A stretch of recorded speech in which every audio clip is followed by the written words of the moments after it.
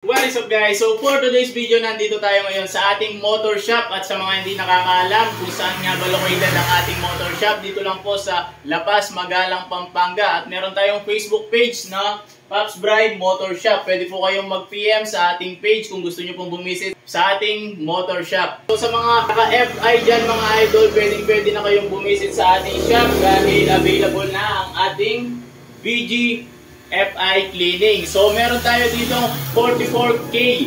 Ayan, para sa ating fuel system cleaning. So meron din tayo dito for FI apparatus. So ito ang maglilinis sa ating injector. At the same time, siya rin ang magtatanggal ng mga carbon sa ating barbula. So paano nga ba ang proseso ng pag-FI with VG products? Paghaluin lang natin mga idol. So ito ang ating aparato. Lalagyan lang natin ng 200 ml na gasolina. Ayan.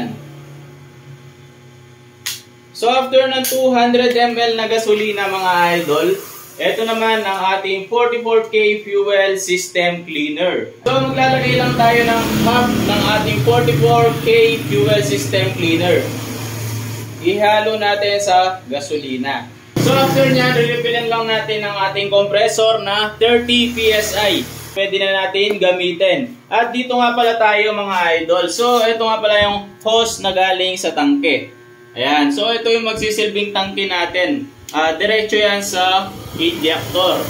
So yung natira dito sa ating 44K, syempre ilalagay natin dito sa ating tangke.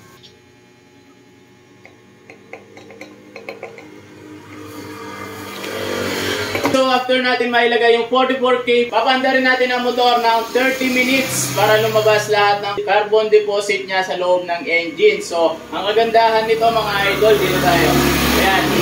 So ang kagandahan nito mga idol, clean injector after using 44K, napakaganda na kanyang buga. Tingnan naman natin ang ating intake valve. Heavy deposit build up, grabe. Tingnan nyo yung after treatment natin, no?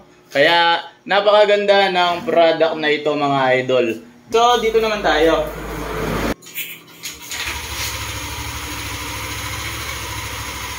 Yun, so na-start na natin ang ating engine mga idol. So, 30 minutes process nga pala ang pag-FI cleaning natin dito. So, hintayin lang natin maubos ang 200 ml na gasolina ang nilagay natin.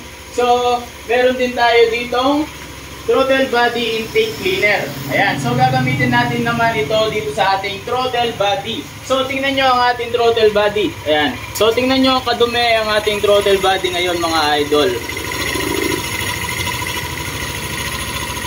So, ang kagandahan nga pala nito ay hindi na tayo magbabaklas ng throttle body at injector. Dahil hayaan lang natin naka-start ang ating motor na 30 minutes. So, makikita nyo mga idol, lalabas dito ang lahat ng carbon sa ating exhaust pipe. Mamaya bubugahan natin ang throttle body ng ating intake cleaner.